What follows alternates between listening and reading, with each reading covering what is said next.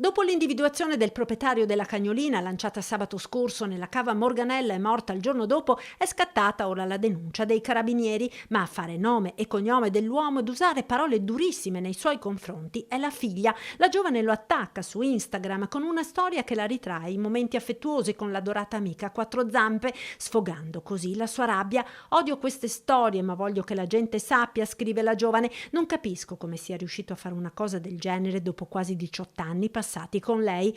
La figlia prosegue facendo nome e cognome del padre. Una persona così merita l'ergastolo, e posta il video realizzato dai volontari dell'EMPA che hanno soccorso l'animale ormai agonizzante. La cagnolina anziana è quasi cieca, è morta poche ore dopo. Lo sdegno per l'episodio e le indagini hanno portato all'identificazione del proprietario, che ora è stato denunciato. Se le sue responsabilità verranno accertate, dovrà rispondere e pagare per ciò che ha fatto.